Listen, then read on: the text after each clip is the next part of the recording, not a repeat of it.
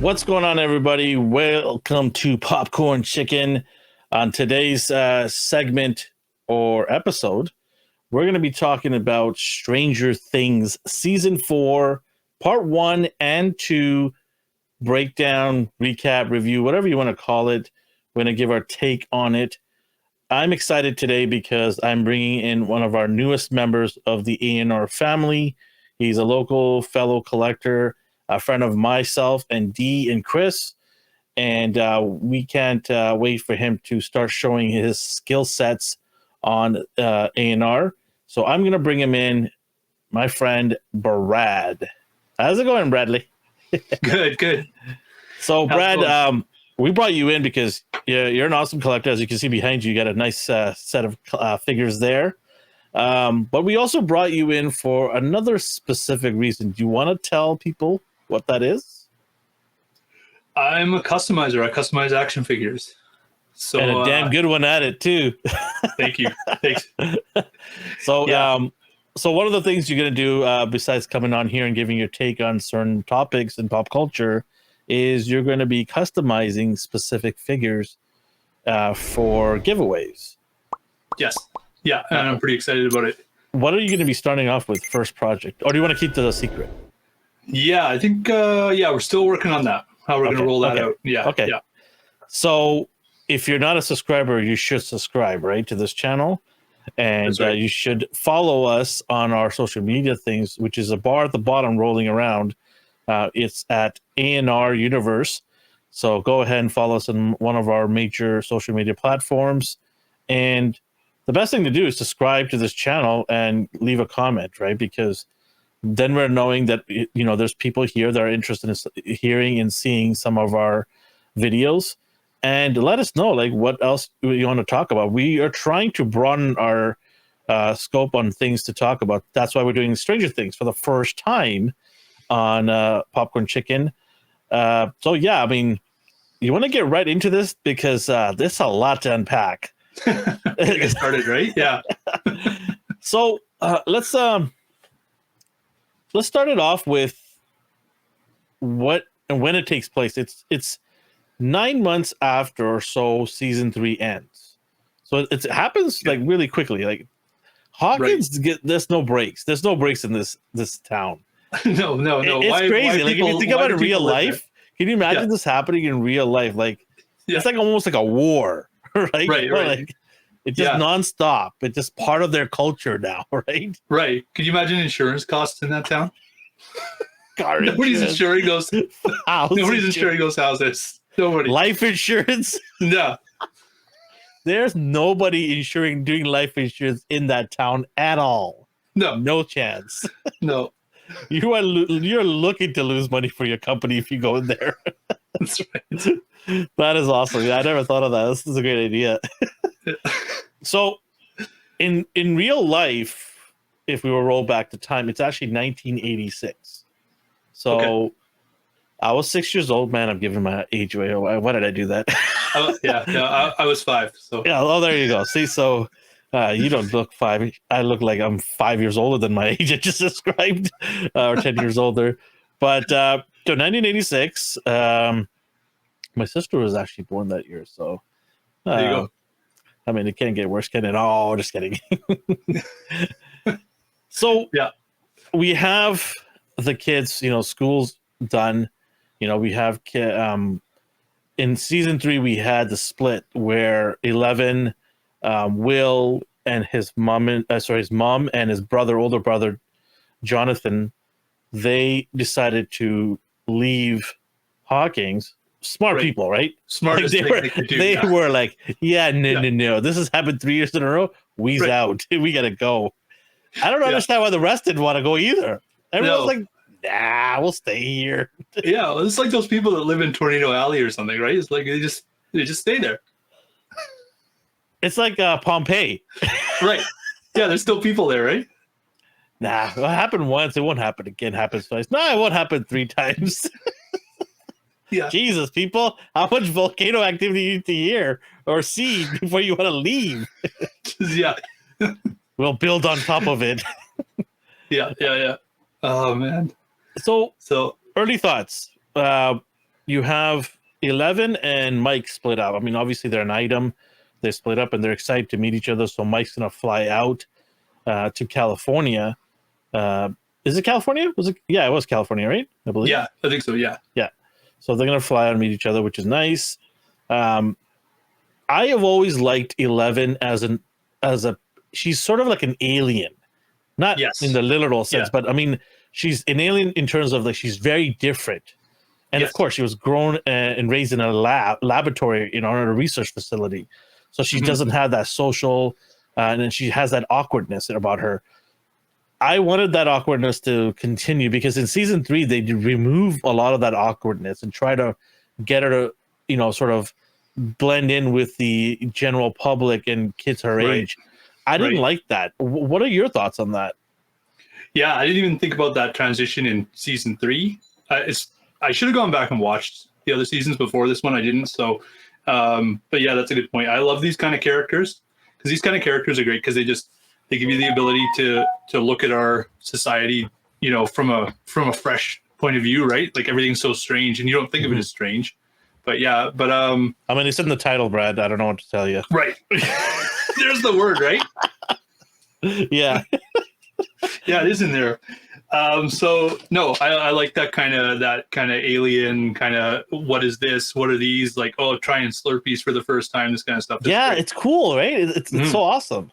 Yeah. It's almost like, for myself, it's actually very close to, because in 86 is when I actually arrived in Canada. Oh, okay.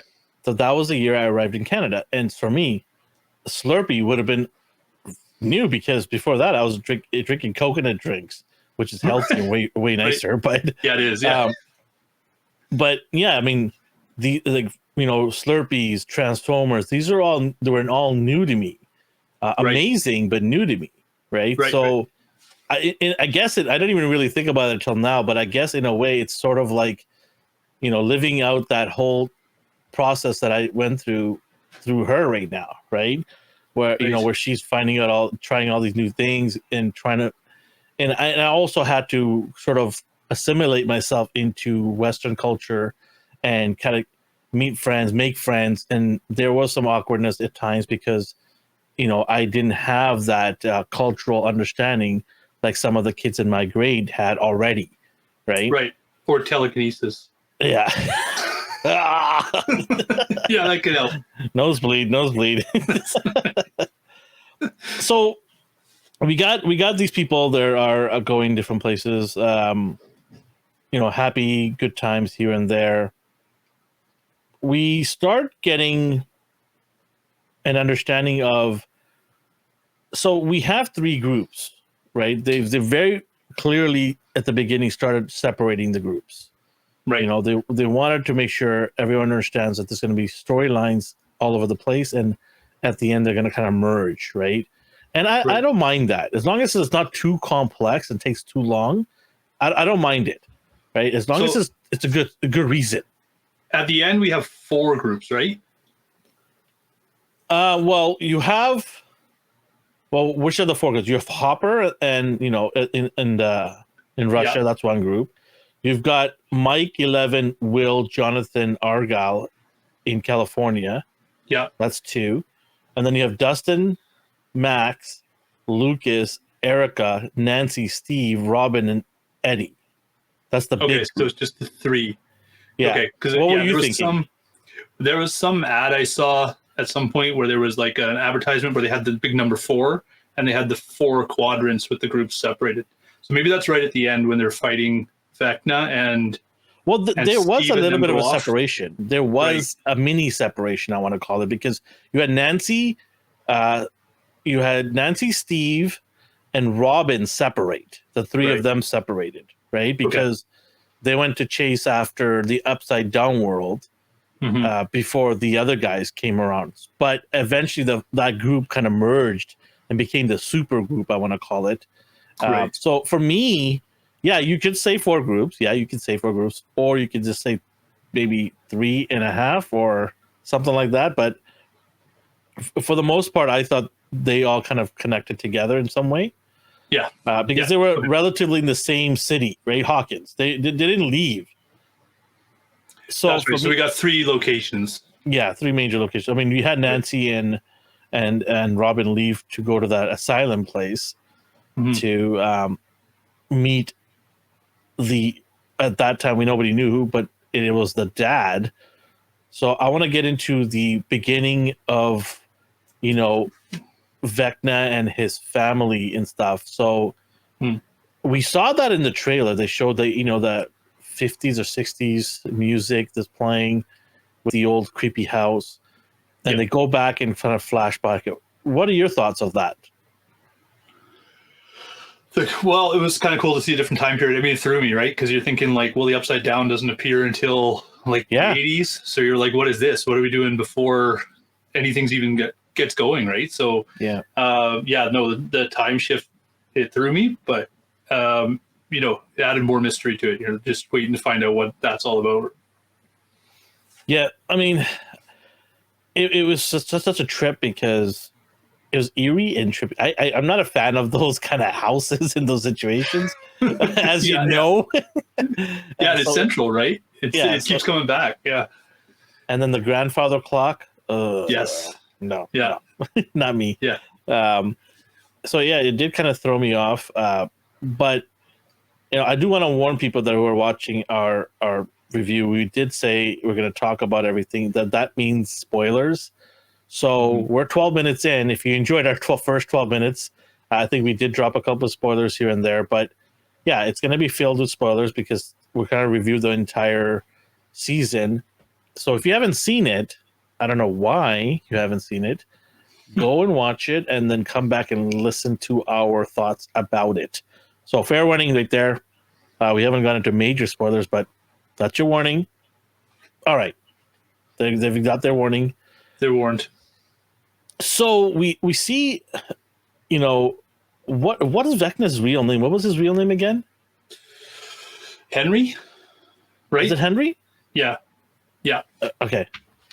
So we find out through all the flashbacks and the you know, they're trying to connect the dots here that he's the one that killed his family, right? Right. Like he went nuts and killed his family and also blinded his dad. The dad escaped, right? Somehow escaped, or what was the situation with that? It was the music, right? Oh, So yes. the music let him out, right? And that's how they follow that up, and that's how they figure out the whole music thing because they How go could to I the forget? Sorry about asylum. Yeah. No, yeah. So that's and then she figures out from talking to him in the asylum, right? Was it Victor, right? Was the Yes, dad? Victor. Yeah, Victor. Yeah. Yeah. And then he's telling her the story, and then he follows this song back, and then she realizes, oh, okay, it's the music that leads him out. Yeah, and then so I believe that's the guy who played Freddy Krueger. Am I wrong? Is that It right? might be. I think he played Freddy Krueger. I could be totally wrong. I don't know I'll why take- people were saying it did have a Freddy Krueger vibe to it because you're going to a yeah. dream state sort of thing, right? I think that's There the was a- reference, right? Yeah, there was a Yeah. lot of 80s pop culture references in this. So many. Lot. Like Yeah. people don't realize unless you're actually from that era. And as we go through this, I'll mention some of them.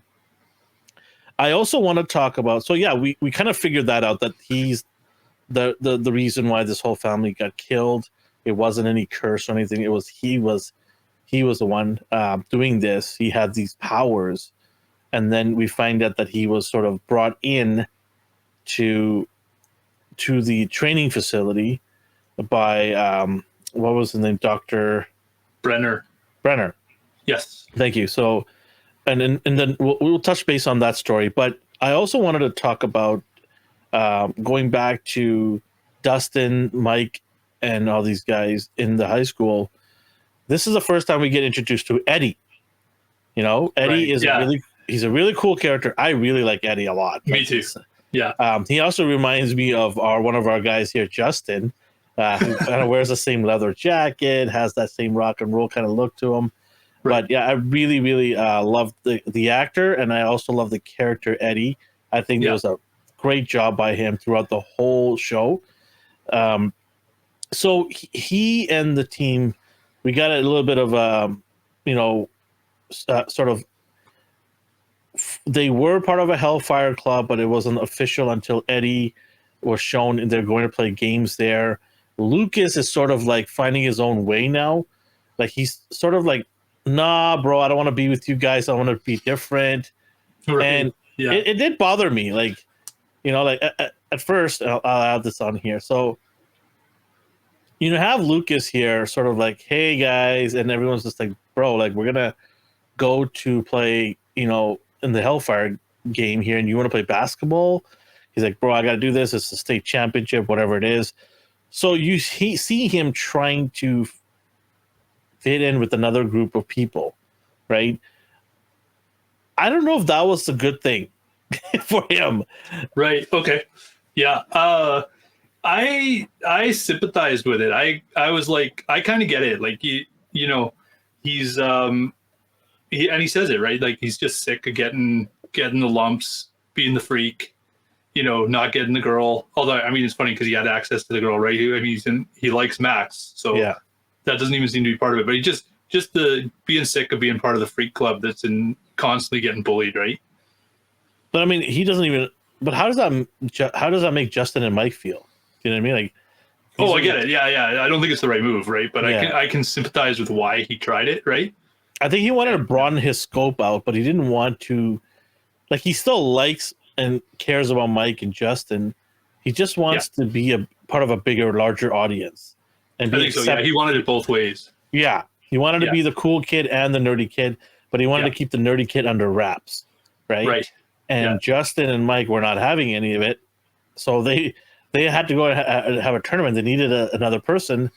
They go and get, his sister Erica, right? Yeah. Who is the actress who plays her that character? Not bad. I have no issues with that character at all. I find that character really funny because it's like the smarter version of what's he called, Lucas, right? Yeah, Smarter and more mature than Lucas at sometimes, right? I want to talk about the Hellfire group itself because the director and the writers have come out and said that they took some of the idea from an actual situation, a documentary called Paradise Lost, and it was an actual thing that happened in the 90s, early 90s, where three kids or three boys were wrongfully convicted, and I am going to say wrongfully convicted because DNA evidence that came out afterwards, 10 years, I believe, after something like that, proving that they were innocent of killing 3 8-year-old boys. But the sad thing is the courts deemed them still guilty, even 30 years later. Right. Which is just ridiculous because they can't get a job or can't even fly out of the country, probably. Yeah. Because they don't have a pardon.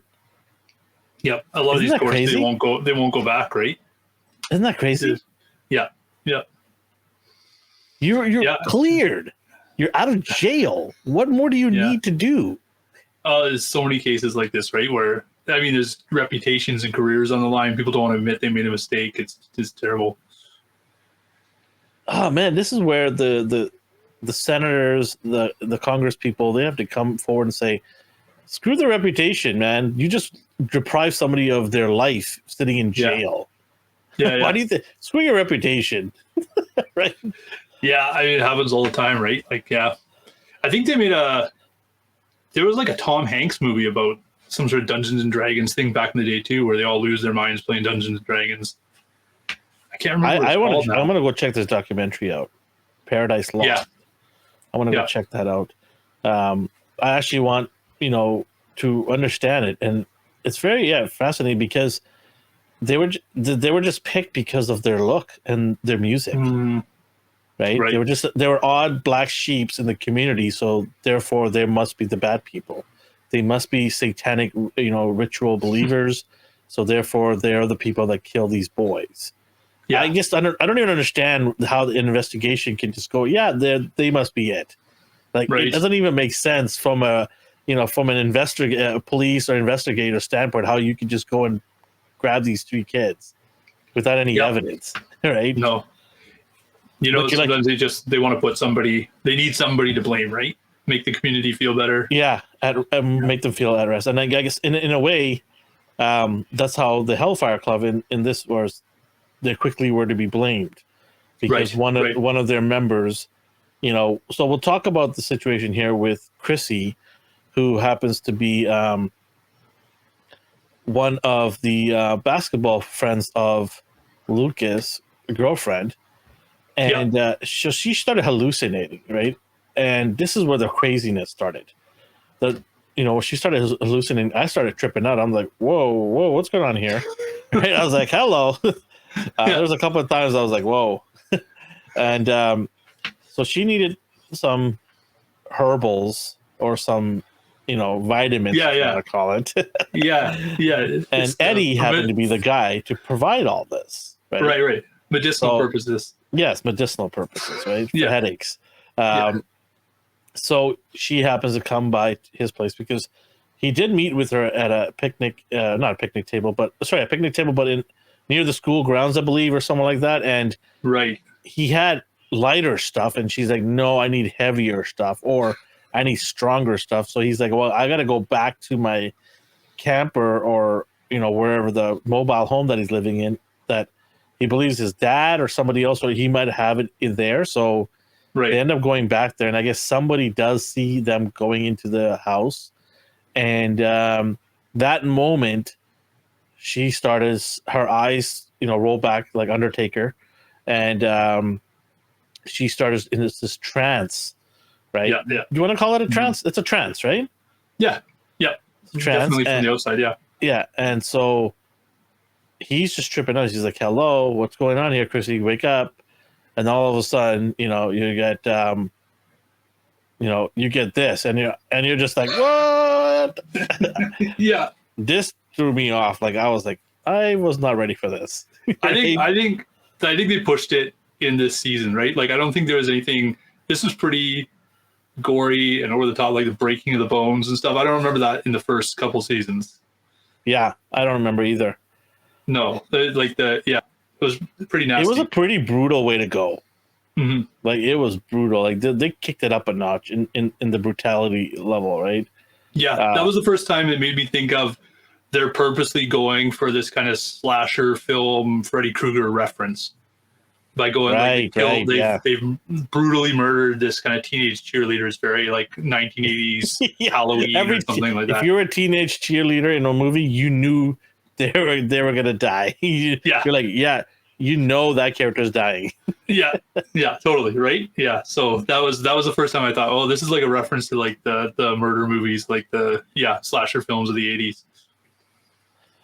Okay, so she dies, and all of a sudden he's freaking out, and of course cops are gonna come in. People are looking for him because he lives in that house, and automatically he gets labeled as a suspect, and rightfully so, because if I'm a cop and I walk in and I see this dead body in that guy's house, right, I'm gonna right away assume that's suspect number one without any doubt. And he's gone, yeah, and plus he leaves the scene, right. You never leave the scene, people. Like, you don't leave the scene. It does not look good. You stay with the dead cheerleader. You wait. Stay with the cheerleader. Well, that in the 80s I wouldn't, because there's no DNA evidence. But in today's age, if you didn't do it, stay with the body and call the police. This is the 80s when they're locking up D&D players. He knows he has to get out of there. He's been profiled. He's getting the hell out. Being in the 80s, I say that he made the right move. But if it was today and you're innocent, you don't run and hide. Right. You don't want to do that. So, he basically bolted out of there. And now the whole town is freaking out. But we have Chrissy's boyfriend, Jason. Was it Jason? Yeah. Yes, Jason. I like to call him Flash Thompson. Oh, nice. Right? Yes. He's like the classic Flash Thompson. Yeah. Flash Thompson, Jason, he starts losing it. And I would too. Like, if your girlfriend that you love is dead now, he starts freaking out. Like, he wants justice. And then the fact that the police are suppressing the community, saying, tell everybody to calm down, we'll take care of things, and nothing's being taken care of. he started just kind of the wheels are falling off here with this kid, right? Right. And he's still a kid. Remember that he's in high school still, right? And so, what I'm shocked is there's no parent of this kid taking the reins and saying, "Son, it's going to be all right. The police are going to take care of this. You need to stay home with us." Where's the dad? Where's this kid's dad? Yeah. Did He's they just raising explain that? himself. Did they explain that? No. Does he have a dad? Like, I don't know. I maybe his No dad parent. No, like, I don't understand. There's no parent there for this kid. left. Right. Well, it's Hawkins, right? So they were probably brutally murdered by some monster. Or maybe Some they just jettisoned themselves out of there, right? Yeah, They yeah. didn't tell him, they just left. There's lots of reasons for them to be gone. It's Hawkins. There's orphans everywhere. Orphans on everywhere. Jeez. Oh man. So yeah, I mean, I just found that really perplexing that he doesn't have any parents to kind of ground him a little bit and kind of watch over him after seeing or going through something traumatic like this. I found that weird. The other thing I found weird was they don't go and blame the rest of the group. They just blame Eddie, right? Did they blame the rest of the group? I think they blame Eddie because he's at the scene, and they kind of blame the group for hiding him. They're almost like accessories to the crime, right? That's how they're kind of framing them in their heads. I just find it weird that the police are not like monitoring this group of his close friends. Right? I found that weird. Like, okay, we know Eddie's friends with Justin. We know Eddie's friends with Mike. We should tab these kids, keep an eye on them, because eventually they're going to be meeting up with this guy. Right. But they don't. The police don't. There's nobody watching these kids. That's true. And guess what happens? They go and meet up with Eddie. They find Eddie. So just a tail would have solved it, eh? Right away. Find Eddie. Okay, let's figure this out, right? Yeah. But I guess it won't make for great storytelling, would it? Right, yeah. They need the cop that just solve the case riding right his bike. Instead of chasing him down with a bike. So how do they find Eddie in the first place? Because Eddie's in some shack, right? That's a good question. I don't know. Did they kind of know it as a hangout? Is that the idea? I think Dustin so. Maybe, figured it out? I mean, Dustin's always figuring it out, right? That's what he does. That's his role in the group. I like Dustin, the actor who plays Dustin as well. I think it's my favorite character in Stranger Things. Yeah, it's crazy because I think he's like 45 in real life or something, right? Isn't that right? Is that the fact? Dustin's 45. I think he's like 45 in real life. Oh my god, stop it. Stop 45. Stop. Jesus. It's amazing. Oh my god, that's good. 45. He also starred in The Hobbit. No, that's right. Yeah, the animated one. He was one of the voices. Oh man, just stop. No, okay. we're not gonna talk negative about a kid. Hey, the guys that come here to learn adult. things, they learn things here. They're like, okay. Well, this is popcorn chicken, so anything pretty much goes here. And if you don't like it, I'm sorry. It's popcorn chicken. We're very explicit here and raw here, so we apologize for that. So okay, now I lost my train of thought because I'm thinking of a 40-year-old Justin. Could you imagine? He's got the 5 o'clock shadow. Yeah. I want to see Hawkins in the 2000s. They're all still living there. Just a crater. A giant hole. Just some tents in a crater. They refuse to leave. They're tenting out in the forest. That's right. They refuse. No way. No, we're gonna catch our food in the lake here. Some bats come out of the hole. Luck's gonna change any minute. You know it. Speaking of the lake, so we got our second killing. I was actually on the internet today, just hearing other people's thoughts and things like that. Nobody's talking about this poor kid that died. Nobody is. Do you know who I'm talking about? No. I'm talking about let me hear my notes here. Nancy's assistant. Oh yeah, right. He doesn't even have a name. He's Nancy's assistant. Fred. No, Fred. Right. It's Fred. It's Fred. Oh, he has a name. Okay. Yeah, right. his name is Fred. Yeah. And poor Fred, nobody's talking about this death. So I can't remember the YouTuber, but he did a 30-minute review of the entire series, Right. and he totally forgot about this guy. Totally forgot about this whole scene, everything. And it was an in-depth review. Like, he reviewed pretty much everything else, right? And I was laughing so hard because I'm like, dude, you forgot one of the 4 deaths that happened. Right. He opens a portal. Yeah, he's a key. He's a big deal. And I'm like, how do you not remember this part in the review? Right? Yeah. So it was so comical. Like, and he's not the only one. There's other people out there don't even talk about this death at all. Everyone's talking about Chrissy's death. Everyone's talking about Max's death. Everyone's talking about Eddie's death. Nobody's talking about poor Fred's death. Nobody cares. And he had one of the most brutal ways of dying. Like, this guy was like basically roadkill when he was done. Yeah. Yeah. Okay. Yeah, it's funny. I mean, yeah, you mentioned it, and yeah, I haven't heard anybody talk about it. Poor guy. I mean, can you imagine the actor? Like, he's been killed off in this awesome show that he got probably paid pretty well for this scene, and he's like, "Yeah, my career's over now, right? Like, I'm probably never gonna get a gig for a long time." And nobody's talking about the sacrifice this kid made. Did they even talk about it on the show? Like, do the police mention him while they're investigating? Does anybody? Of course, yeah. Thompson mention him? Okay, all right. Well, so this is what sets Flash Thompson to the next level. Okay, right? That another killing's happened because remember they were chasing Eddie in the lake, right? And then when the portal opened up, you know, they assumed that Eddie was another one that killed because he was there nearby. Right? It was just coincidence. Okay. So yeah, I mean, R.I.P. to Fred, right? May he rest in peace. So how does this work in the canon then? So we got the girls killed in the trailer. There's a portal in the trailer. The other guy's killed in the lake. There's a portal at the bottom of the lake.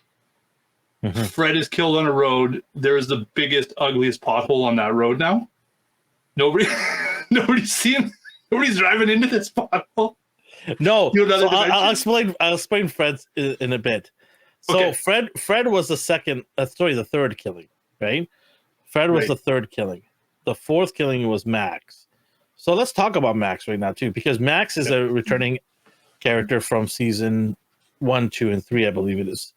And Max has always been sort of like an annoying, I'm too cool, like, shut up, dudes. I don't want to talk to you guys. That kind of character. And I'm not a fan of that. I'm not a fan of that kind of character. I get the place and reason for it being there, but just not a fan of it. But this season, she's evolved. She's evolved to the point where she's likable in my books. Right. Like, I can digest her, character a little bit more. I'm like, okay, yeah, she's cool. She's obviously had a relationship with Lucas. That kind of broke it off. They kind of went their separate ways, but they're friends. And, that's pretty mature of them at that age to make that decision to be friends. Mm-hmm. So her character starts getting selected. We find out that the people that are getting selected are sort of people that are having troubles in their lives. Right. I don't know what Fred's issues was because they never really delved, but apparently Fred did go see a counselor, right? Yeah. I found that kind of strange. Like, how does Vecna know to go and target these 4 people? Did you understand it at all? No. I kind of got the idea he was like scanning for this kind of person. Like, he was scanning for this kind of like person who has this kind of trauma, right? The darkness. Yeah.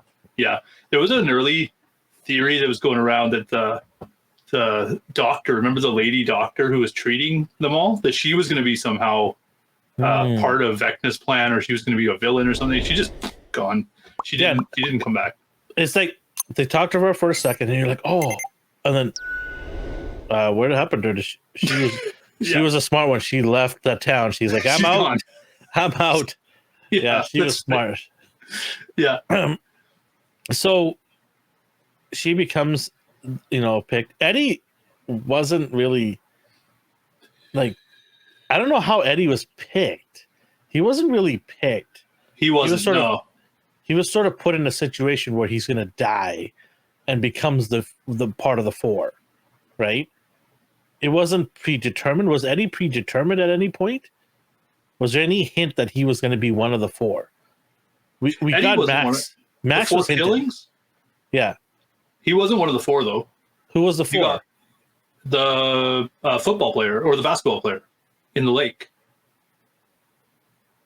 Wait, I thought it was this guy, Fred, as the one by the lake. No, Fred is on the road. Oh, yes. See, I forgot about another person. See, look at that. Oh, my God. Nobody cares about these other people. No. Sorry. It's just one less orphan in Hawkins. I don't know what his name was. Basketball guy number 2. I don't know. I'm sure they said. Okay, so that explains the lake, and this Fred explains the road. Then, would it not? Yeah. Fred's in the road. He died in the road, right? So that explains the hole in the road. Because I was wondering, I'm like, well, how does the lake and Fred connect? I totally forgot about that basketball player. Yeah, it didn't even resonate with me. The basketball players are there chasing Eddie out and then the lake. I remember him getting in the air, and then his body was right. Yeah, and it's all coming back to me now. There you go, and that's where Flash sees the first murder, and he's like saying Satanism, right? Yeah. Because he sees his buddy get pulled up in the air. Exactly. So okay, so yeah, Eddie basically dies for no reason. Then no, I'm just kidding. They sacrifice so he becomes. I know. Okay, all right. We'll talk about. Leave Eddie alone. Leave Eddie alone. Okay, let's talk about the groups here, and we're trying to talk about here and there kind of things. We're not going to go every little detail, otherwise we'll be here till tomorrow morning. But let's talk about the 3 groups here. I mentioned to you earlier the big group. Let's talk about the other 2 groups. We'll go back to the big group in a second here. Okay, so I just say I'm not a fan of the group thing. You're not a fan of the group split. I wasn't a fan of the big split. But no. I mean, how else would you accept Hopper then? If you want everybody to be in the same place, like season 1, 2, and 3, Hopper is no longer part of the show then. I think they wrote themselves into a corner. I think I just didn't I didn't care about Hopper's whole storyline. The whole thing was like a whole other show. I don't care. Okay, here we go. I love this. I love it. This is juicy. Okay, so I disagree with you on that aspect. Right. Not the Hopper thing. I like the group thing. Okay, so here's my thing. I like the group thing because it opens up the story more. There's more telling. But I agree with you that the Hopper line was kind of useless. Yeah. They tried to make it at the end important, but I wasn't buying it. I think at the end it was better in the last 2 episodes, but they could have revealed in the last 2 episodes that he was in Russia.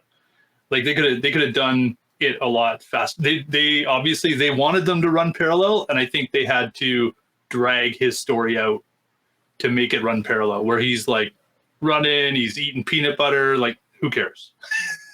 For me, what I thought based on the trailer before the show dropped is they're gonna go and rescue. So they're gonna go and rescue what are the 2 characters' names? Joyce and Murray, right? Right. I thought Joyce and Murray, the dynamic duo is awesome. I love these 2 guys, these 2 people, these 2 guys. Yeah. I love their chemistry between the 2 of them. I love how they kind of, and they were, we got it early, in season 3 as well. So I like Murray and Joyce. I thought they were going to go and rescue Harper and get out of there and get back to hockey. Just get it done. I thought it was going to be 2 episodes or 3 episodes max. Yeah. And now he's back in town helping with the rest of the team. That's what I thought. So when they started dragging this on, I'm like, I don't care about the whole Russian, life and the whole Russian prison system, how tough it is, and you're never gonna get out of this goulash. I don't care. Like it. Yeah. And then at the end, where they've got the Demigorgon or whatever it is, and they see this tanks where they're doing experiments. By the way, that's an Alien reference. Right. Right? Yeah. When they see the in the aliens, where they see the U.S. government experimenting on the aliens in the same, pretty much. I think one of them actually had an alien-looking Demigorgon with the big head. Right. Yeah. I just didn't care for it. No. I don't care. No, I didn't care either. It didn't tie it together enough for me. It wasn't important enough for the main story. And then the stupid line hopper says, like, let's help these kids out. Well, how do you know it's going to help these kids out? Like, you have no idea. What are you talking about? Oh, and then Joy's like, well, the Mind Slayer's active here, so that means the portal opened over there. When did you become an expert? Yeah. Okay, well, this is the problem with this whole season is everybody's figuring things out. Like, there's a whole bunch of these types of things where they're like, hey, if we do this, it'll do this. It's like, or you're all dead. Speaking of experts, how did they even come up with the name Vecna? They just made one up, right? Did they? Oh, maybe again, probably based on a D&D character, right? Yeah, I think based on that, they just made it up. Yeah, so, probably there was a Vecna wizard or something in the first game with Eddie. I think it was probably the main bad guy. I guess, right? And you remember they did that battle, remember? And then they're like rolling the dice, and his sister comes in and she rolls the last dice, and they win the whole thing, and they're all going. I think Vecna was the villain there. So yeah, I guess that's the case. But I got to tell you, like, I did like the character Murray. I think the actor did a good job of playing the fake Russian. Yuri. Yuri was another funny character too, because this guy, man, like straight up double cross all day long, right? Yeah. There's a lot of time I'm like, just this guy's too dangerous. Like you just kill him. Just kill him. Like he's gonna double cross you. And I believe, is it Antov or Amtov? Oh yeah, I like that guy. Yeah, he's actually from Game of Thrones. That's where I know him from. Yeah, Game of Thrones, like where he's the assassin guy, though, with the different. Oh faces. Right, yeah, a man, right? Yeah. So he was pretty cool. I like that guy too. He's a good actor. Mm-hmm. But this whole adventure to Russia could have been ended in like 3 episodes. And we would have been okay with that. But it dragged on and it wasn't that good. The other group, you've got Mike, 11, Will, Jonathan, and Argyle. I love Argyle, by the way. This dude makes some good pizza, I bet. I love him. He's awesome. He's always stoned. He's always in a good mood. Great character. Great comic relief, right? So we need that a little bit once in a while in a show like this. Mike, basically sees 11 for the first time after a long time. They both are uneasy about the relationship because they don't know if each one of them is the right fit for each other. One thinks that the other one doesn't care and will eventually get bored of them. So it's kind of like a back and forth thing. They both kind of like each other a lot, but feel that they're not good enough for each other. That's what I got. Okay. Yeah, fair enough. Again, going back to the different groups, the Mike and Will group, I like Argyle. The rest of it, I don't care. Like Mike and Will constantly talking about their feelings the whole time. You got Jonathan is just stoned out of his mind. Like, dude, I'm like, is he ever gonna not be stoned? His face looks like it's stoned. Yeah, like he looks permanently stoned. Like he's perma-fried. Right? Yeah. It's just like 24/7 stoned, right? It's just like, can we not have this character look like this the whole show? Like, it's a bad rap, right? Basically. And then you just got what's his name? You got Mike and Will just building each other up and then tearing themselves down and then building each other up, and Will's like, "Oh, you're the heart of the team." I'm like, that's what you say to somebody who doesn't have a job. Like, you're the heart. You're the heart. I didn't care. I didn't care about any of that. So this is pretty funny. How like look at how stoned Jonathan is. Yeah. Okay, if somebody is that stoned, should they be driving? That's what I want to know. Like our guy looks like he's not stoned at all. Like he's like, dude, this does not do nothing for me, right? Yeah. Like, I need higher, stronger stuff than this. So I would have let Argyle drive in this situation.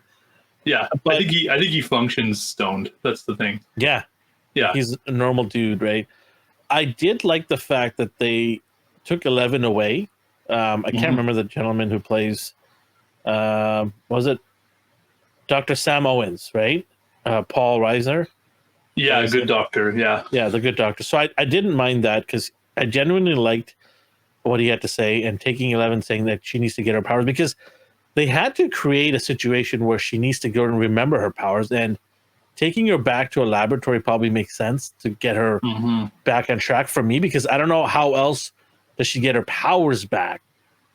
You know, like, so that's why I was okay with this group venturing in California, because one of the underground or secret places is in that area, right? So I guess that's why they split them up, because they had to make sure she gets to this area. Yeah. Because the one in Hawkins got destroyed, did it not? A different lab, right? Yeah, it would have been destroyed. Yeah. Yeah. No, I liked 11 stuff. I liked the 11 stuff in the lab. You know, as functioning as a van that gives her a ride somewhere, that's fine. But yeah, I guess for me, that's then two different groups at that point, right? She's split off. She's doing the lab thing with the doctors. That I found interesting.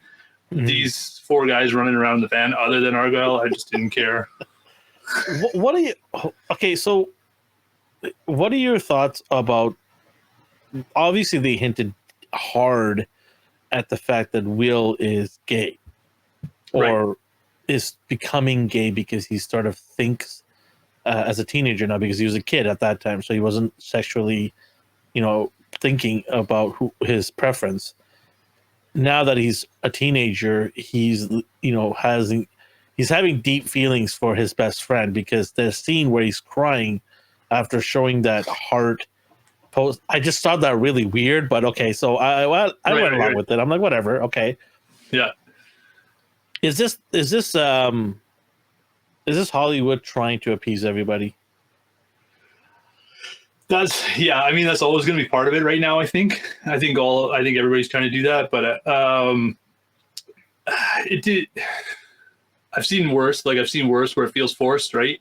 It didn't feel forced to me necessarily. To me, it was just the two of them again. Just, I don't know. They both seem to be sad the whole show. Mike, I just felt was very useless in this show. Yeah, he did very little. He's the heart. Yeah, which is very little. Which is just a bit of dumb. It's like that team from Captain Planet. The one guy that has the ring of heart. He's heart. Yeah. Does nothing. Yeah, they just gave him a ring and they're like, hey, you're in the team, buddy. When they don't have Captain Planet, he's the dude behind everybody. Right. Because the guy with the fire, the guy with the girl with the earth, or the guy, I can't remember who has what, and wind and water, they sort of do everything, and the dude sits behind them just like heart. That's Will. Yeah, that's Mike. Yeah. I didn't care for Will being gay. I'm like, okay, you're gay, all right, but why does there need to be there's no triangle here? Mike is obviously not gay. Mike is in love with a female, 11, right? Yeah. So I don't know why you need to shoehorn that and try to divide this cool friendship that they've had since they were kids. Why would Will want to be in love with his friend Mike when he knows his best friend is in love with somebody else? Right. I don't understand that. Like, what were they thinking with this? Yeah, I think you're right. It's a weird way to go because it has nowhere to go. It's not like Mike's going to say, okay, I'm gay too now in season 5. Right. So they've given Will nothing to do. And I mean, maybe what they'll do is they'll introduce some sort of love interest in the next season for him so that it makes... Please, yeah. Please. Dude. Yeah. Do I know how to make pineapple pizza? That's right. Yeah, no, Yeah. I just feel sad because this character was such a prominent character, Will, in season one. He was one of the main characters. And I've seen this character nothing but decline, and it kind of annoys and saddens me. Right? This character was such an important character. He redeemed himself afterwards. You know, Right. like became a stronger willed. Sorry to say Will, but Yeah. I just found Mike and Will very useless in this show. You're right. I mean, in a way, it did, because of the introduction of that element, it did change their dynamic. It drove a wedge between them now, because there's kind of like they can't just be super close as friends. There's a kind of resentment. Awkwardness too. Right. There's an awkwardness now. Yeah. They It's true. created And the awkwardness. one of the things, though, about Will that I was thinking in this season is that if you actually think back, in my opinion, if you think back to season one, Will actually isn't that developed a character. Like, he's almost a plot device. He disappears super early. Yeah, you're right. In the Upside Down the whole time. He really only interacts with the group as an absence that they constantly refer to. Like, oh, my, where's Will? Oh, what are we going to do? How do we get Will back? He's blinking lights from other dimensions. He's not really doing a lot. So this could be the fact that they just didn't know what they were going to do with him. They're trying to figure out how they're going to develop him as a character. For me, I look at Mike and Will and Dustin and Lucas as the four pillars, because they started the show together, right? Right. They're the hobbits. Great way to put it. They're the Hobbit, and 11 is what? The ring? Yeah, there you go. That's deep. She's the power. She's the power, right? I like that. Yeah. She's the ring. She's the ring. The power.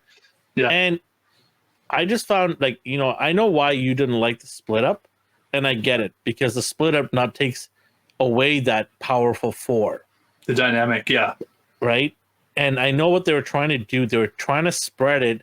See how they put 2 and 2 together, right? Mhm. They didn't put 1 and 3. They try to take 2 of each of the 4 pillars, and they thought this was the strength. They're going to be able to hold these groups together. But Dustin and Lucas play second fiddle the entire time in that group, in that mega group. You have Nancy, especially Steve, Lucas. and Robin, and Eddie sort of take over that spot. Yeah, Dustin gets to play that kind of sidekick role that he did. It's weird. He kind of actually repeated the role he played with Steve in earlier seasons with Eddie this time. Yeah. He's kind of Eddie's little sidekick, right? And then Lucas plays off Max mostly. And even Erica is probably more prominent than Lucas. You know, she's coming with ideas and things to do. Like, this girl, how does she know how to stab a police car? Like, what? What? I know you said earlier knows to do that. You said earlier you like this character. I have always found her obnoxious. I said I like this character because she's better than Lucas. Okay. So Lucas is supposed to be better than her. He's more advanced and mature. Okay, so you like this kind of play off each other, yeah. Yeah, like I'm just like, this character is smarter than her older, bigger brother. Right. The bigger brother's like a goofy jock, right? Yeah. And he's been like that throughout. I can't stand these kid characters though. They're smarter than everybody. She ran fast though. She does run fast. Unlike the other character from another show. We're not gonna get into that one. Yeah. Okay, so music is what stops Vecna from controlling somebody fully tranced, right? Right. Yeah. We have that scene at the graveyard kind of rollback where you have Max basically elevating. Mm-hmm. And that's the part where Nancy and Robin find out that music stops this whole thing. Dustin runs back to the car, gets the Walkman. Is it a Sony Walkman, I believe it is? It runs back and plays the music on her, puts the headphones on her, and she's able to snap out of that thing, right? But we do get a glimpse of Vecna's domain, if you want to call it. Right. Like his specific, and I want to say domain, I don't want to say upside down world, because it's not the upside down world. It's a world in between that he's created a little bit, right? He's made it into his, because he's got the stairway in his house and everything. He's trying to piece his life, but he can't fully. Right. Okay. So there's like, yeah, I see what you're saying, right? Yeah.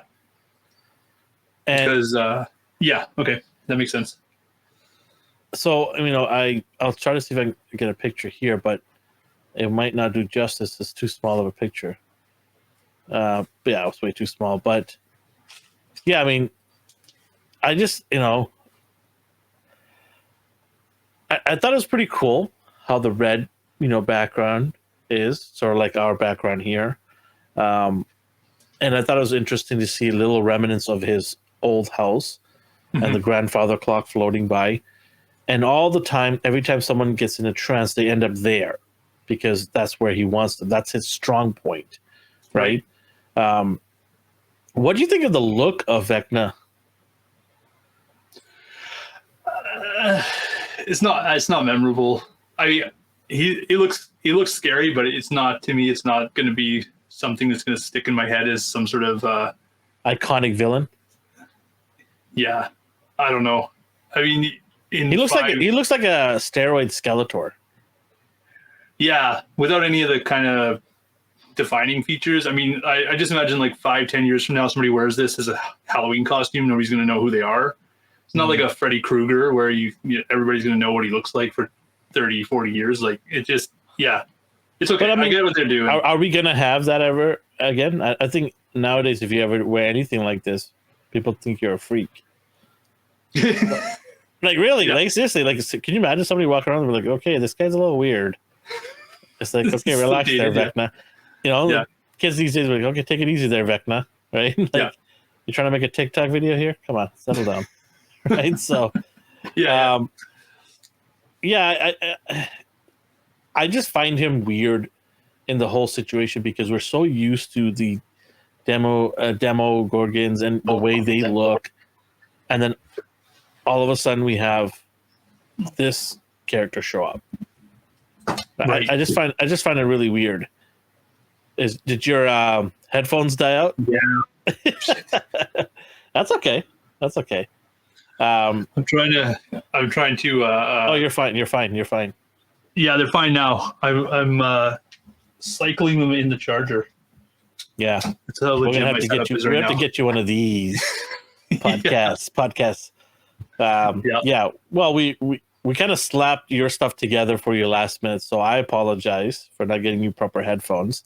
I totally forgot about the headphone part, but we'll get you those for the next one. But going back to this, like, his character looks so out of place from the worlds that we're used. Sorry, from the upside down monsters we've been used to for 1, 2, and 3.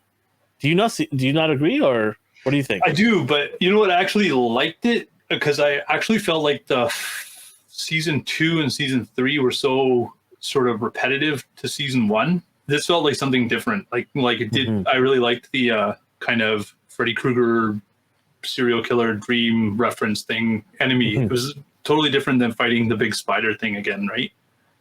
The mind flare, right? Yeah. Speaking of mind flare, so early on, the theory is mind flare is the big honcho, the big guy. No, literally big guy, but this Vecna guy is supposed to be like the second in command, the general of it all, right? He does all the dirty work, or commands the troops, kind of thing, and does the bidding for Vecna. Mind Slayer. At the end, did they not say that the Mind Slayer is not actually in charge? It's he is in charge? That's right. Yeah. Yeah, they reversed it. I don't get it. Yeah, I don't know. That part did not. They didn't explain that well. No. So what is a Mind Slayer then? Is it just some form of energy? It seems to be like almost like the way I saw the scene, the way it plays out is he enters this other dimension, and he almost seems to form it. Like it almost seems to form around him. Like it's almost like a blank slate, and then he arrives, and then he sees this cloud, right? And then it takes this form of what we've known as the Mind Slayer. Like a spiderish type of form. But it looks like this spider, and they're cutting that scene together with him and the spiders in the attic as a kid, right? So it's almost like he's forming this thing out of Yeah. So it's almost like, yeah, when he arrives in that dimension, it's a blank slate, and then he gets to make that. So it's almost a reflection of him, right? It's all his thoughts coming to life, kind of thing. Right. He's in some sort of yeah, where his thoughts are becoming physical. Like he's able to make them into a world. So I don't understand why it took 3 seasons plus for him to show up. Because they didn't think of it. because because they're like, we can't do the mind flayer again. What the hell are we gonna do? So they, oh my god, that was so good. Yeah, I didn't think of it. I mean, it's a possibility, but I was assuming that they had it all written out. You know, but there you go. Yeah, that could be. They were bragging about how they have it written out up to season 5, right, or 4, or something like that. I remember when they're talking about season 1 ending, they're like, no, this is going on because people are asking, is this a limited series or is this going to stretch out? And they assured everybody that we've got a long ways to go and a lot to talk about in this show. So we're going to at least be entertaining up to season 4. That was the talk in the beginning. Okay. So they had a plan. Because honestly, like this season, it's so different in length and characters, and the size of how many characters there is, the division amongst group, that we talked about, the bad guy, even the music. Mm-hmm. There's such a difference between this season and the rest of the other 3 seasons. I almost feel like you could watch season 1 and then season 4 to skip the other. Right. You just. You're going to see a tremendous growth in hormones. That's some of the issue, right? That's right. Yeah, that's some of the issue. There's a couple of characters that come in, but you only need a few scenes, and then you're up to date, right? And it's like, and the rest of it kind of feels repeated to me. I wasn't going to watch this season, actually. I kind of got tired out from the 2nd and 3rd season. Wow, okay. And I'm like, I'm not going to do this again with this sort of the flower monsters and the mushroom spores and floating in the air and stuff. I don't know if I can do it again. And then when I saw this kind of murder guy, I'm like, okay, this is something totally different. Like, this is good. But it had me telling you that I wanted to do a podcast about this or a video review of this had no bearings. No. I sort of, no. I started watching. We were talking in the group. I started binging some shows. I was actually watching without my wife, and then I told her, I'm like, we got to watch it. It's different. Yeah. It's better. It's new. And then we started watching it together. So, no, I started watching it, I guess, 3 or 4 weeks ago. Well, let's talk about this relationship here. You've got he wasn't a number 1 at that time. He was sort of like the aide for all the kids in this project. And he was planting the seeds somewhat with 11 here. Mm-hmm. Did any time when you watched this, did you ever think that this guy was Vecna? Did you have a clue? I wouldn't have, except my wife actually accidentally spoiled it because she had seen the YouTube video where the guy's getting the makeup. Oh, so, yeah. But that's okay. I'm not a like no spoiler guy. It doesn't bother me. So I was fine. The minute this guy smiled, I kid you not, I'm not even making this up. I was sitting there watching it with my wife too, and I said, the minute this guy smiled, I'm like, that's Vecna. And she's like, how do you know that? And I go, I just know. That smile, when somebody in a lab smiles and looks at you, they're a villain. 9 times out of 10, they're a villain somehow. Right. And the fact that he's mysterious and he's in there to help these kids, it was like a recipe right there. It's like you putting all the ingredients in, just smile and bingo, there you are. That's Vecna right there. And sure enough, like, it's crazy how she has that much power to push him through and open a dimension. And then later on has difficulty defeating him. Yeah, okay, he got stronger and more advanced, learns and he kills people. He absorbs, I guess, some sort of energy, whatever you want to call it. Right. It doesn't really make sense. Like they're like, oh, every time somebody dies, he gets stronger. Okay, well, how did he get their blood, or like I don't understand. How does he get stronger? Yeah, They're don't kids. worry about it. Yeah. What are they offering him? Like I don't understand. Right? Hormones? Like I don't know. So they don't really explain that, and they don't explain even how he gets stronger within the dimension that he's in. Because is he like, what is he doing? Is there energy in that dimension? Like none of that is being explained. So that's why I have a hard time understanding why she can obliterate this guy, because she opened the goddamn fabric of time and space and shoved this guy through it. Right. That is powerful. That is subnuclear Superman level type of power there, right? Where you're ripping through fabric of time and space, shoving somebody through it and closing it up again. And this is not the first time. She's done it, and this is obviously the first time she did it there, but she did it in season 1, where she closed the portal or the gate. Right. So she has a strong ability to open and close this thing, and she couldn't fight him off. Like, I don't know. What are your thoughts on that? Yeah, I think he's feeding off of his domain, right? She's on his turf. So that's the only thing I can think is that. So is it like Superman with the red sun or something?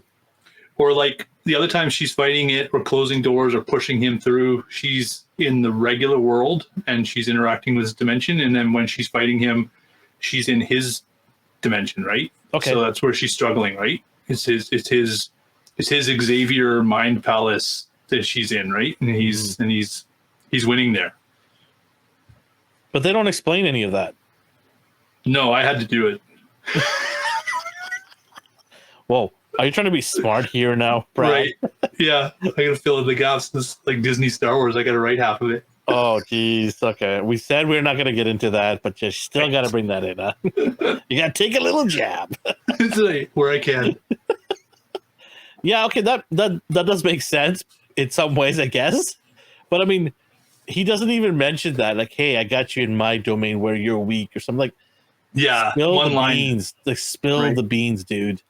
Tell the average audience, because my wife doesn't know what the hell's going on. She's not going to be like, oh, he got strong because he's in his domain versus her domain. Like, the average viewer doesn't care or will pick that up. You and me, like, I mean, I didn't even pick it up, and I watch a lot of this kind of pop culture stuff. You picked it up, or you sort of wrote it in your mind, as you said. But I just feel that you need to give these little liners, right? Yeah. Because people need to pick up on it, and that it kind of makes it more entertaining. You know, especially when one line would have done it. Like having to do that slow-mo walk towards her, with the tentacles flaring to the left and right, and goes, I finally suckered you to come into my domain now. Right. Because I got my you-know-what handed to me in your domain, and I learned, and I got, smarter, and I realized if I'm going to beat you, it's got to be here in my turf. Yeah. How cool would have that been if they dropped that line? Right. I'd be like, the whole thing makes sense. And I'd be like, damn, this guy's smart. Like, he's not some stupid idiot with tentacles. Yeah. And then the threat level of the whole scene goes up too, because you're like, oh no, she's been trapped, right? She's been trapped. Yeah. Like in a spider's web. Oh, I could have said that. Oh. That would have been classic. Right? That would have been classic. He lured her in to his web. Oh, man. They need to hire you. I swear. Yeah. Yeah, that'll happen. So we'll talk about the end scene here. I don't even know why Nancy, Steve, and Robin went into that house. You're gonna go into a house. His physical body, right? This dude has tentacles covered in the entire house. What did they think it was going to be? A cakewalk? They've got guns. Right. He has tentacles around the entire house. Right. It was silly to see them get grabbed and hung up on the wall in 5 seconds. Yeah, totally. Yeah, I know. That was a weird coming. I know they want everybody to come together, but the fact that their whole plan now relies on Hopper killing something in Russia, like But the how do they even timing? communicate? It's not like they have Right. cell phones, right? Like, What if Hopper was like 30 minutes out? You know, like the time didn't line up, right? Like they're not communicating to each other. They don't know anything. So yeah, it was a little strange. and then the whole bathtub scene in the pizza parlor. Like some dude just gives them a whole store because they gave him some weed. Must have been some really good weed. One joint, yeah. The whole scene where Mike's going, "You can do it, Elvin. I believe in it." It went on and on and on. I was sitting there, I'm like, dude, just shut up. You've already said this 3 times. Just be quiet. Because you're annoying me now. And this is what I mean. Like, Mike has been belittled to this. From being like 4-pillar character to sitting by the bathtub and cheering and being the heart of He's the heart. team. He's projecting. He's doing the Care Bear stare. And he God damn. It's just, I want to see, you know what? That would have made it good though. Like if he had like a glowing heart chest that fired a beam into her. I mean, you got some CGI going on. It's a totally different scene. Oh my god, I'm gonna cry, I think. Care Bears. Oh wow, we've really hit the 80s here. There you go. That would have been another reference too, right? And what's the Will? Teddy Ruxpin? Oh my god. Yeah. So another missed opportunity. Yeah, a big one right there, right? Oh man, Care Bears are back, baby. They're stranger than ever. Okay, so getting back to this whole thing, so it was a little cringy that she was in this bathtub and salt and all that stuff. Okay, fine, you know, and he's giving his little pep talk of heart. I find that, and then Max, by the way, so all this time Max is being hung up as well here. Let's not forget. She decides to go in there and outsmart Vecna. I also thought it was a stupid idea. Yeah, you're going to go put yourself at risk for what? This is another one of those expert moments, right? Where she's telling everybody like, well, he only seems to know about our negative memories. So if I hide in my positive memories, where are you getting that? Like, you just put yourself at risk. You're like, we're going to try this. Yeah, go ahead, try it. It's crazy because no kid, and I was, that age, and I, dared to do some things. No kid in their right mind would see Freddy Krueger and go, let me go and outsmart Freddy Krueger again. Like, yeah, nobody would do that. Nobody in their right mind want to put themselves at risk. So Max is going to do it. She almost died and had to have Dustin and Nancy and Robin basically tell Dustin to put music on her headphones on. Right. She almost died. She had a near-death experience. I don't know, even an adult would want to go and try to go do that again a second time around. Yeah. Like, who wants to go and try for round 2 again?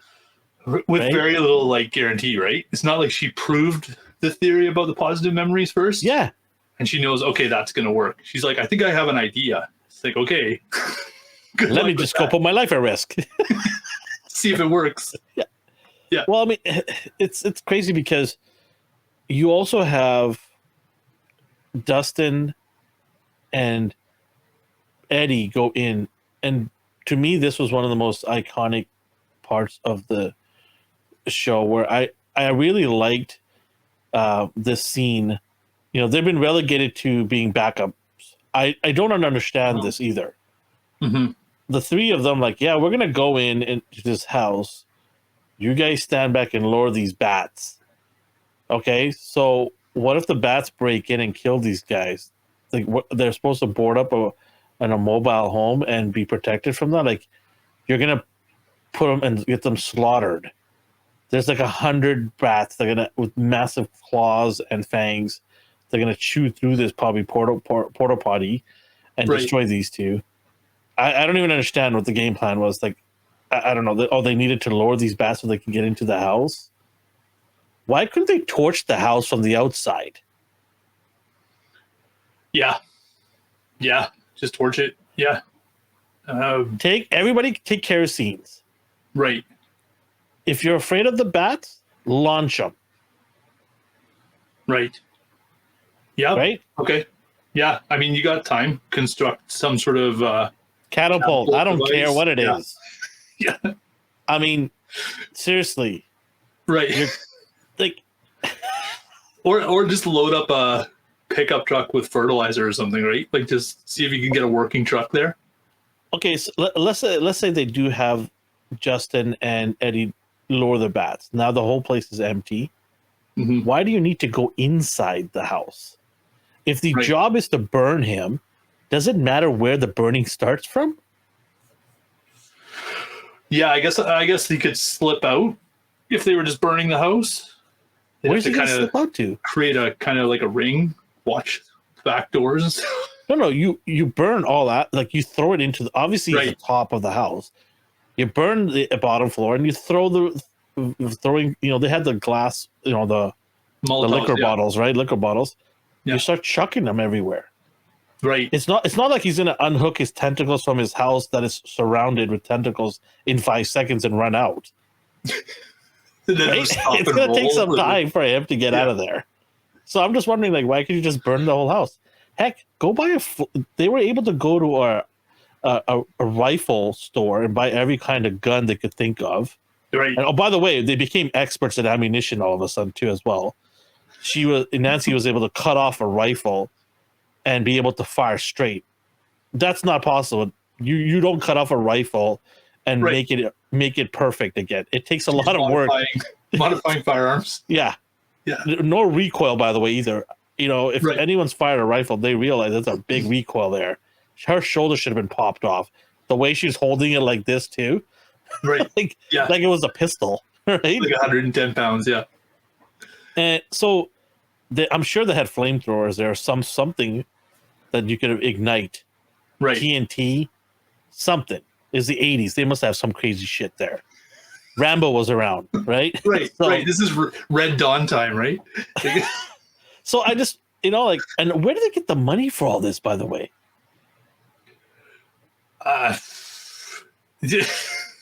No idea. They're And just then we raiding see other Erica, people's the little houses. kid, she's just dumping shit in the cart. Where are you getting the money from, girl? Seriously. She's in the gun store just filling up a cart.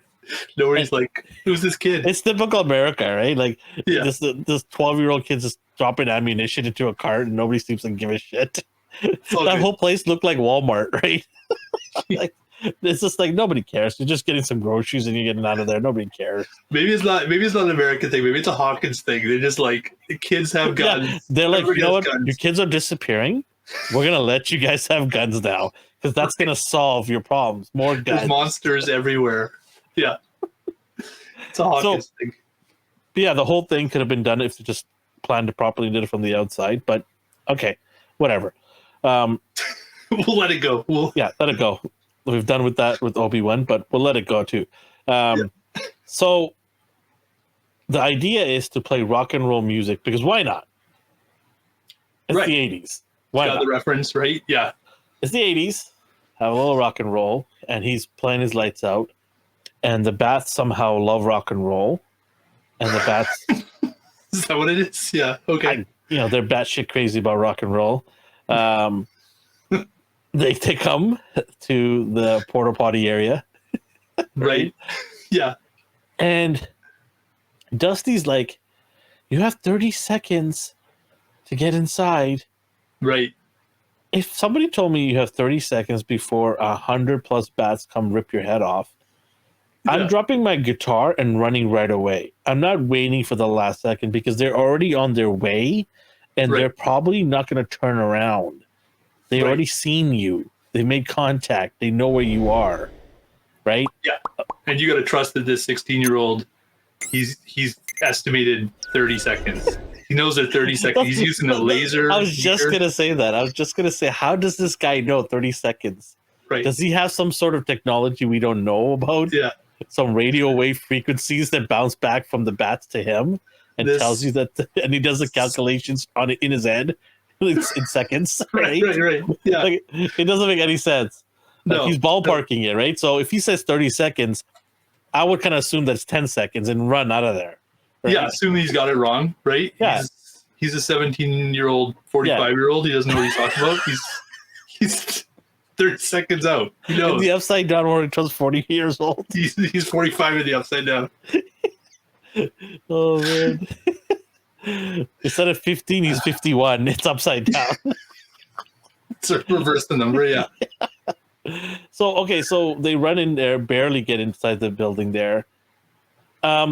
Okay, so you have a lot of time, as one would assume, to build and protect that porta potty. You apparently had all the It's just a tools. porta potty. Yeah, I'll call that the porta potty, but yeah, you know what I mean. So they apparently had all the tools and everything thrown in or found around that area. They found nails, they found a hammer, they found. Or they brought it drills. with them, right? Did they bring all of it with them? I don't know. Maybe the tools and the nails and stuff. I guess yeah. So they found everything and they were able to get everything hammered up and everything. Yeah. They never thought about the roof, but the whole time they're standing on one of them playing rock and roll. Right. Right? And they're like, oh, there's a roof. Yeah. Yeah, there's vents up there. Oh, yeah. Look at that. But we were just standing on there and we didn't see any. So, Yeah. So I that's just thought not really smart of them, right? I mean, he's literally in this picture, he's literally standing in front of two vents. right. Yeah. But it never occurred to them to protect those vents because these bats have hands or claws that can rip through things. Right. I don't understand. You're supposed, the distance between a bat to you in your mind. You have an idea to do that, but you don't know how to close vents off. Like seriously. 30 seconds out. Yes. So okay, so the vents, they're coming through the vents, whatever. And what do they do to protect themselves? They get a garbage can with nails in it. The scene where he's in the street and they just swarm him with the garbage can lid. Okay. Captain America, anyone? Right. Go for the legs. Oh, so okay. He takes the garbage can, he shoves it onto the wall, and it just stays there. Right. I don't understand. Even if you were able to claw that in there, I don't understand. Like, how does it stay there? Because there's so many nails, and the bats don't want to get cut. I guess maybe. Like, I don't know. Like, do they have a brain? They're squeamish. Yeah, they don't like pain. Yeah. So okay, finally they break through in another way, and they're out. So he gets on his bike. This was comical. Right. He gets on his bike and he's bolting it out of there. I'm gonna save you, right? Like I'm gonna get these guys out of there.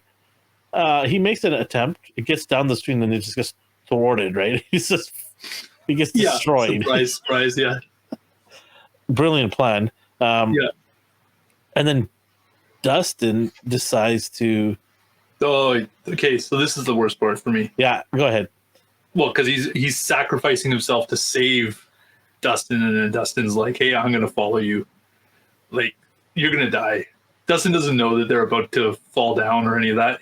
Like, he's going in to die too. I guess he's going in to die with him. I don't know. But what was Dustin trying to do though? What's he gonna do? I mean, he has a broom. That's all he has, right? Right. With the spear at the end. He had read the script. He knew they were about to fall down. He got an early. Sorry. So Eddie does cut off the rope, right? So that Dustin can't come back. So Right. Dustin grabs a chair and decides to jump through. Yeah. And breaks his ankle or hurts his ankle, whatever it is. Yeah. I don't understand why Dustin thought jumping through this hole with nothing in his hand is going to save his friend. Right. If I was Justin, I'm sure they had some guns that they didn't take across. Right? There's got to be some supplies there around. Grab something, dude. Grab something and get across. And if you had a gun in your hand, maybe a machine gun, because they're available there. Erica decided to get a whole bunch of them. 50 rounds, That might help. But maybe it's the snapped. Maybe this is a snap moment.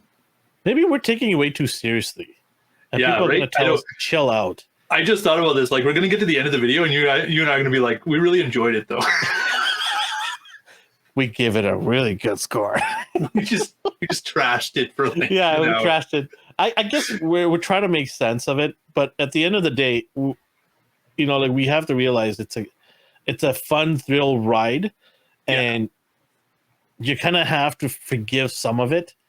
Right? Yeah. Not everything's going to be perfect. This is not an Oscar-nominated movie or a TV show. It's never going to be like that. So there's going to be some plot holes and things like that. And it led, all of that leads to the Dustin Eddie death scene, which is great. Yeah, I thought it was kind of like, because I really liked Eddie as a character, right? Yeah. I really did, and I was just like, man, why did they kill him off? Like, kill some other person away, right? Yeah, like kill Yuri. Like nobody likes that guy. Please, yeah.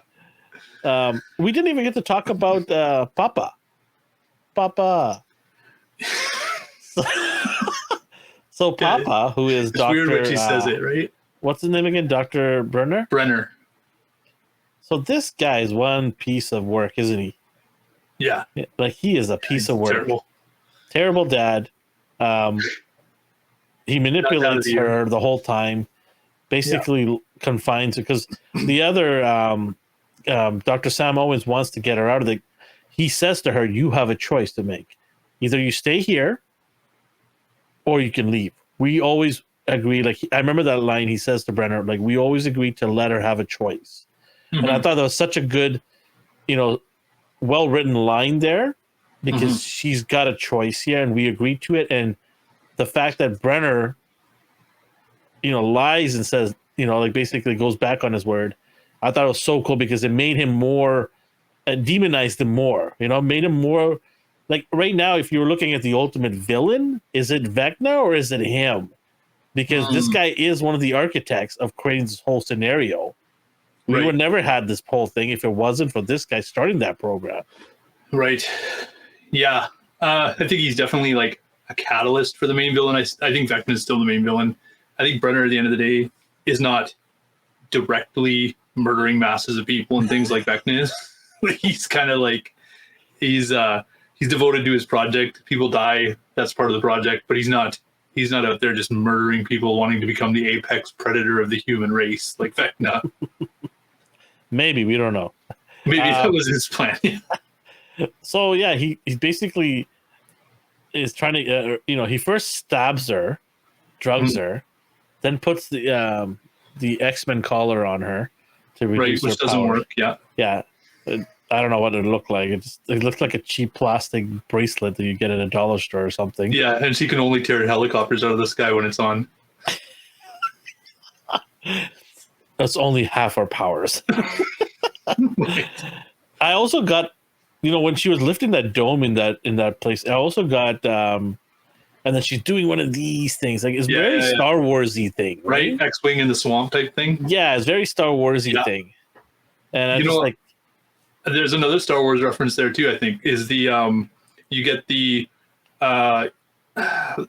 opening scene of A New Hope, because you got all the MP guys in the hallway and they're waiting for that door to get blasted off. Oh, right? Yeah. And then you have the door gets blasted off, the bad soldiers come in, right? They kill all the MP guys in the hallway. And then you got this like general guy, the bad general, comes in after them. Right, just like Vader does after the troopers have already cleaned out the hallway, and he's kind of getting a feel for the scene. I got like New Hope vibes off of that. Yeah, I didn't realize that. This is sort of one of the scenes where she just loses her shit, right? Yeah, and just basically wrecks hell. So he carries her at the top because she's obviously weak, and then all of a sudden she drops the helicopter. But before the helicopter gets dropped, he's getting shot. These bullets are 50 cal bullets or bigger. One of those will decapitate a body. Right. Yeah. It will literally split it. Yeah. I remember that. At that speed. Private Ryan's Yeah, it will literally split Blowing the up. bodies. The fact that he had 3 of them before he went down, it was still alive. He was still rolling around, Right. right? I thought it was really strange and weird, and I guess they didn't do their homework on that. Um, so, anyways, I love the fact that 11, like, he's begging her, like, even after all this, he's still trying to manipulate her, and Mhm. she's like, "No, Papa, see ya, Papa," and just leaves Yeah. Papa alone. The Papa is just cringy. Papa is no Yeah. more. Papa's Difficult no line more. to carry. What do you think of that general dude? Bad General? Yeah. Interesting. Again, like it's almost like too much going on in one show. It's like a whole other thing going on. And then what happens? Did we really need them? Yeah, I don't know. Did we? It put some pressure on that storyline. I guess it put some pressure on Brenner, but that's about it, right? I mean, Owens also was a pretty useless character after the fact that he took her there. I think so. Yeah. But I mean, I did like the character being honest with 11 the whole time. Yeah. Really genuinely trying to help, because I thought at the beginning that he was manipulative just like Brenner was, right? Mhm. But it turns out that he was trying to genuinely help her. But it was a weird loose end. They just left him.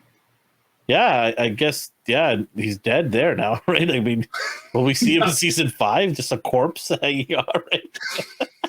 With the handcuffs on. There'll just be a scroll or a start. It just tells you what happened to him. Yeah. But I mean, so you know. I don't know why Owen would want to trust Brenner. Like, they must have history, and he must know who he is as a person. Why would you want to go and trust this guy? Unless he's very manipulative, play the long game with this guy too.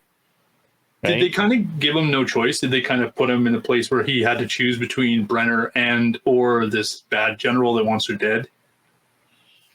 Maybe. I don't remember that part because I could have cared less, like I said, with this, right? I don't know. Like, I was sort of like, yeah, we need to get our powers going. I get it. So let's just get that going. Jumpstart this, put some, batteries into her and then, shock her and get some powers in. Whatever has to happen, yeah. Yeah, let's just get this over with, right? Because obviously she needs her powers if she's going to fight Vecna. Yeah. It's not like these chums in the, upside down were going to do anything. They can't even burn a house. They won't go inside to burn a house. Who burns a house on the inside? That's right. It was kind of a good device though, right? Like, because the way to get her powers back is for you to explore her backstory. Yeah, and it ties in as well, right? And it explains Vecna, yeah. Which is a smart way to do it.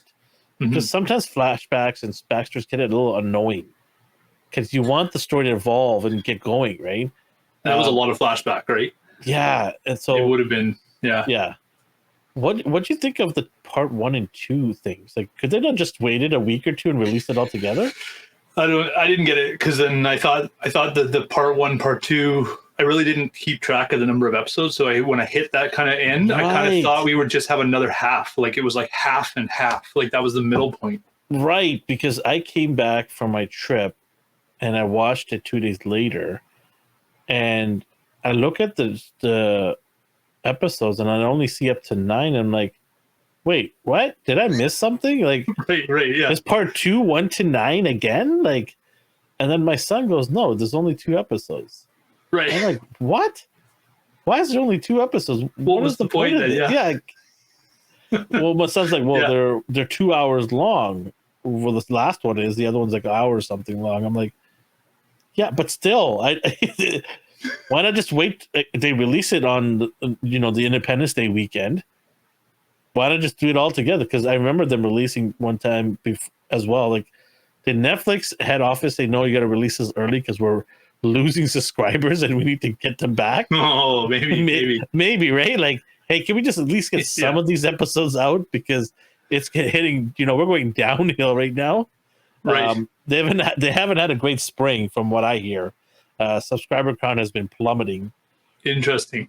Yeah. So maybe it's a Netflix business thing.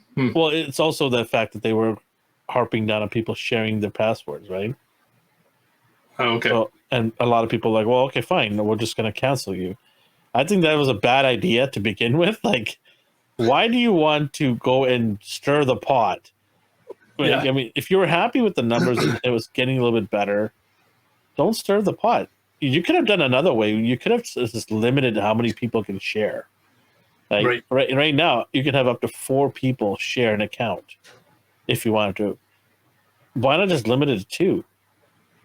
Right? Say, hey, look, we know you like sharing, but we're going to limit it to. We're not going to completely remove it. We're just going to limit it to 2 different households. I think kind of meeting halfway would have been a better idea than to completely go after everybody and piss off a lot of people. Because from what I hear, the statistics was majority of the people that share are sharing with their kids. Like the kid is in university and they're at home, so they share their account with their kid in university. It's usually 2 accounts being shared generally. So I think, if they met halfway, they could have avoided all these people getting pissed off. Because how many students have money to go buy Netflix account? They eat noodles and craft dinner, right? Yeah. So they should be studying. Come on, nobody studies. Anything else you want to talk about? Music was good. The score was good, not bad. Yep. There's a lot of 80s in the music score. Yeah. Apparently that one song went to the top of the charts. The main song? Yeah, the Running Up the Hill thing. Yeah. Oh, that's a great song. I think is it Led Zeppelin? No. It's the female singer. I can't remember her name now. Oh, Kate Bush. Yeah, there you go. They had so I'm going to read you a couple of our soundtracks. The Beach Boys, California Dreamin'. Right, that makes sense. California Scene. They had Kiss, Detroit Rock City. Okay, yeah. They had they had Corey Hart. Do you remember Corey Hart? He was like the Bryan Adams. Okay. So they had Corey Hart. He was very popular in the 80s. Corey Hart. They had what else? Never Surrender. Corey Hart. Remember that song? Never Surrender. Boy, that's going to be clipped by the team. They're going to have that playing in one of my videos. Yeah, they had that. The one that I liked is the one from the trailer, just Separate Ways. Journey. Okay. That's the song that you saw in the trailer, the very first trailer that that iconic piano kind of soundish. That was Journey. Yeah. You gonna do it? No, I'm not doing that. Nice try. Yeah, so they had a lot of good of 80s. They had Tarzan Boy. Okay. Yeah, remember Tarzan from the Turtles? You know what? So many of these songs, like I don't know them by name. I'm just terrible with names. I know it. Do you have a Spotify account or an Apple iTunes? YouTube Music. Oh yeah, so type in Stranger Things soundtrack season 4. You'll see all these songs show up on there.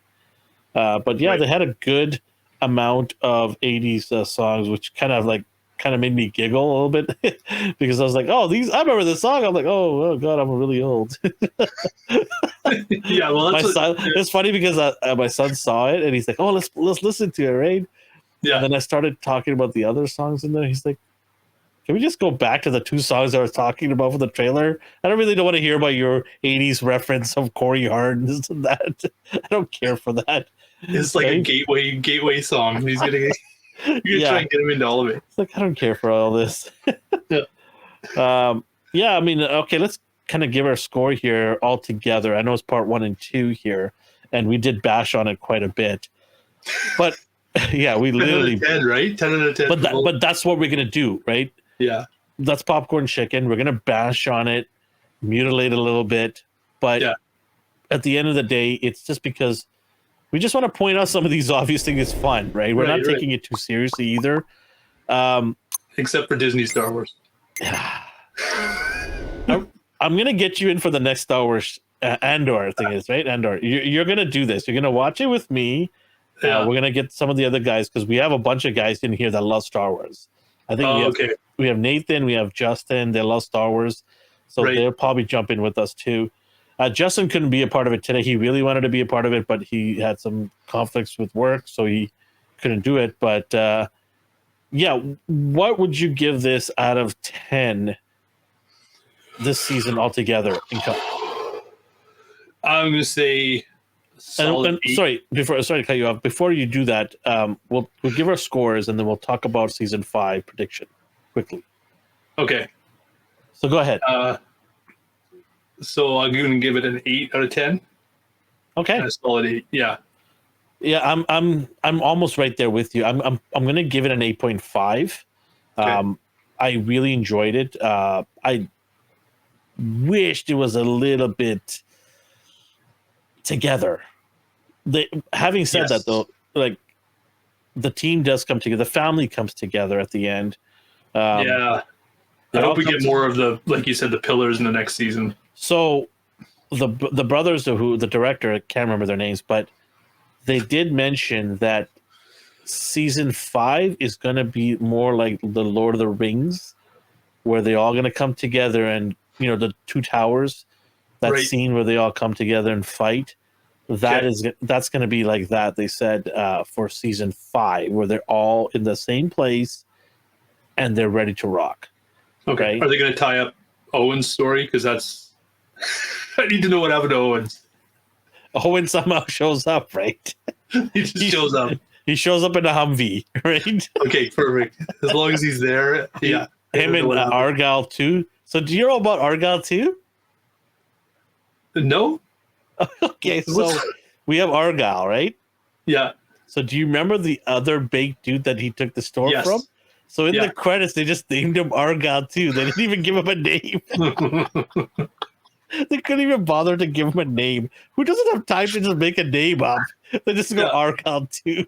Even Fred had a name. Yeah, rest in peace, Fred. And then the basketball guy probably had a name too, right?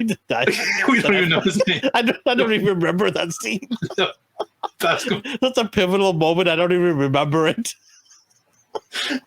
I'm so sorry, people. You came here to hear our in-depth review, and you got me forgetting about a whole important scene. We don't. Neither one of us knows names, so that's what we do here at Popcorn Chicken, baby. Yeah. So there's the 4 pillars of. It's funny how the number 4 shows up. 4 cracks in the ground to come together, merge into the season city. 4, yeah. And then season 4, and then the 4 pillars that didn't barely show up in the show. Didn't even make a difference that much. The 4 hobbits. Yeah, the 4 hobbits. Oh man. So yeah, I mean, they showed that, and Hawkins is like a bared wasteland now, right? Yeah, and they're all still living there. Yeah, they're still hanging out, right? The army surplus is, got kids running around, throwing grenades at each other. No, you first. You first. Yeah, because they're all armed. They have hot potato. Right. But 8.5 for me, 8 for you. Yep. What's your expectation quickly? I don't even know what to expect. I didn't know what to expect this season, right? Like I said, I almost wasn't going to watch it. I saw them take it this direction. I mean, quickly, Vecna's not dead. I think Vecna is still around, right? If he's the big bad, especially if the Mind Flayer isn't even a thing, Vecna's still around. How? How? I don't get it. I mean, he did the vanish thing, right? He fell out the window, burning ball of flame. They went out and he's gone. So he's done the classic villain. He's going to show up a little toastier next time, but he's still out there. A little crispy on the outside. Huh? crispy Vecna. Somebody from KFC or Popeye's Chicken needs to take advantage of this. Good, crispy. The crispy recipe next season. Stranger Things big box. Right? It's really crispy, like Vecna, right? Yeah. He's holding a wing and blowing it. Yeah, I want to see him show up like just Two-Face, right? He's got like the burned face on one side. Stop with your Batman. By the way, folks, this guy loves Batman. So just stop with your Batman nonsense. Right. Guy running around in a bat costume. Yeah. He's gonna help Superman. Yeah. No, just kidding. I love Batman 1980s Batman reference. I love me some Batman too, so I'm not gonna say too much. All right, okay. Well, I appreciate you coming on today with me. Otherwise, I'd have been doing this solo. It would have been no fun. I'll be just talking to some walls here. And look forward to getting you on for some awesome other reviews. And most importantly, can't wait to see what you're cooking for a customized figure that we're going to give away. It's going to be awesome. Yeah. For everybody out there, make sure to go to our channel, a YouTube channel. If you're watching this for the first time, subscribe, leave a comment. If we have missed anything, we definitely probably missed something today. We missed something. The guy. I missed one of the main important guys, but besides that, if the comment section, leave his name, please. Yeah. Your favorite pizza. I know Hawaiian pizza was talked about, Argyle loving it. But if you have a favorite pizza, let us know what your favorite pizza is in here as well in the comment section. Brad, what's your favorite type of pizza? I'll go pepperoni. The old school, like straight pepperoni. Okay. Yeah. I'm sort of like a little bit of vegetables with my pepperoni. So Italian sausage with pepperoni, green pepper, and mushrooms. Throw me that, I'm good. Yeah, a little bit of variety there. So, yeah. What else is there? Well, we were going to do season 5 when it drops, but we'll wait for the whole season, to watch it all and consume it, and then we'll do a talk about that. I'm also interested in doing, I don't know if you might be interested, we'll talk off the air about this, but some other shows out there, doesn't have to be Star Wars-y, but we'll talk about it and see if we want to do that. But everybody that is listened to us and watched us, we appreciate you guys. It's been awesome to break down Stranger Things. Had a blast watching it, so did Brad. Go to our social media at A&R Universe and support us there. And so I guess we'll see you in the Upside Down world in season 5. There you go. All right, Brad, say bye. All right, bye. Thanks, guys. Bye.